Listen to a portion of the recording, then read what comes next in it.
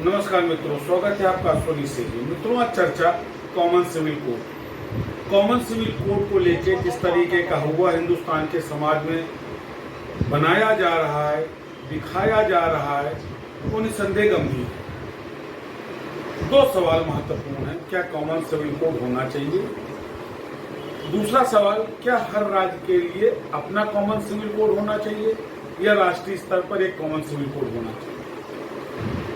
मित्रों, ये प्रश्न इसलिए उठ रहा है कि कॉमन सिविल कोड को लेकर के जिस तरीके से विरोध दर्ज कराया जा रहा है। 2 दिन पहले मैं अरशद मदनी साहब को सुन रहा था, बड़े एग्रेसिव थे। हम नहीं लागू होने देंगे, लोकतांत्रिक ढंग से इसका विरोध करेंगे। मैं पूछना चाहता हूं बड़े सम्मान के साथ कि अरशद मदनी साहब, कॉमन सिविल कोड का विरोध करना निसंदेह आपका अधिकार है, तो आप ये बताइए संविधान की किस व्यवस्था का आप अनुपालन करना चाहते हैं? क्योंकि संविधान तो समानता का अधिकार देता है। फिर आप अल्पसंख्यक कैसे? 17 से 22% की आबादी के बाद भी आप अल्पसंख्यक कैसे? आपको विशिष्ट प्रिविलेजेस क्यों दिए जाएं? इस पर जवाब नहीं आए ना। अब तक इस मुद्दे पर किसी भी तथाकथित पार्टी जो हिंदुत्व का विरोध करती है उसने मुद्दा उठाया, और भाजपा के लिए भी ये इशू है।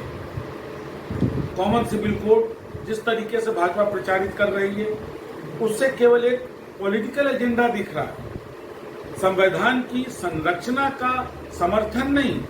हालांकि आर्टिकल 14 से 22 इस बात की गवाही देता है, इस बात को तस्दीक करता है कि हिंदुस्तान के नागरिकों के लिए कुछ फंडामेंटल राइट्स हैं, जिसमें एक समानता का अधिकार भी है। किस समानता की बात करता है हिंदुस्तान का संविधान? जहां हर वर्ग, जहां पूरे समाज को वर्गों में बांट दिया गया है। ये सवर्ण वर्ग है, ये दलित वर्ग है, ये पिछड़ा वर्ग है, ये अन्य पिछड़ा वर्ग है, ये अल्पसंख्यक है, ये बहुसंख्यक है। क्या मजाक है? दुनिया के किसी देश में ये व्यवस्थाएं नहीं जो हिंदुस्तान में गंदगी पैदा की गई है, और इस गंदगी का केवल एक कारण है, और वो है वोट बैंक। हिंदुस्तान के समाज की परसेंटेज ऑफ लिटरेसी का दुरुपयोग करते हुए इन राजनीतिक पार्टियों ने, इन राजनीतिज्ञों ने वर्गों में विभाजित करके हिंदुस्तान के समाज को अपना अपना वोट बैंक स्थापित किया है, और इस वोट बैंक को खुश करने के लिए दूसरे वर्गों, दूसरे धर्मों पर कटाक्ष करते हैं, उनकी अवमानना करते हैं, और अपने लोगों को तथाकथित रूप से खुश करके अपना वोट बैंक जमा करते हैं। कोई उद्देश्य नहीं इसके पीछे। इन पार्टी, इन राजनेताओं का कोई दूर दूर तक कोई उद्देश्य नहीं कि इस वर्ग का उत्थान हो। आप 75 साल का इतिहास देख लीजिए। दलित वर्ग के नाम पर जो सो कॉल्ड रिजर्वेशन है, उसका कितना परसेंटेज लाभ आज तक दलित वर्ग को मिला? 75 वर्षों से मित्रों हिंदुस्तान में आरक्षण लागू है,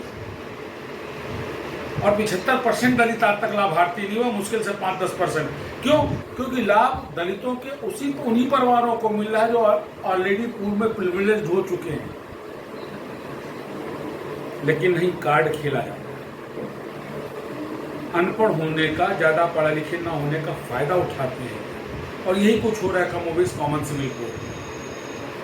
कॉमन सिविल कोड के नाम पे जो लोगों को गुमराह किया जा रहा है, उसका विरोध करके जो केवल व्यक्तिवादी विरोध के जो सोच है हिंदुस्तान की राजनीति की, उसको जिस तरह बढ़ाया जा रहा है, वो निंदनीय है। एक देश, एक कानून, एक व्यवस्था जब तक नहीं होगी, हिंदुस्तान का भला नहीं होगा। ये बात हिंदुस्तान के एक आम नागरिक को समझनी चाहिए। राजनीति के लिए व्यवस्था का दुरुपयोग किया जाना, समानता का विरोध किया जाना, यह नागरिक को स्वयं आगे बढ़ करके ये निर्णय लेना पड़ेगा। नहीं तो वो चाहे अरशद मदनी जैसे नेता हो, या ओवैसी जैसे नेता हो, या कुछ हिंदूवादी नेता हो, जो अपने लाभ के लिए, अपनी राजनीति के लिए जो समाज में मतांतर पैदा करते हैं, विभेद पैदा करते हैं, वो कहीं ना कहीं किसी न किसी तरीके से हिंदुस्तान की व्यवस्था और संविधान को नुकसान पहुंचा रहे हैं। कॉमन सिविल कोड किसी भी देश के उत्थान के लिए परमावश्यक है। हिंदुस्तान के आम नागरिक को समझना चाहिए, क्योंकि जब तक अधिकारों में भिन्नता रहेगी, कर्तव्यों में भिन्नता रहेगी, तब तक समाज एक मत होकर के नहीं चल पाएगा, ना समाज का वास्तविक उत्थान होगा।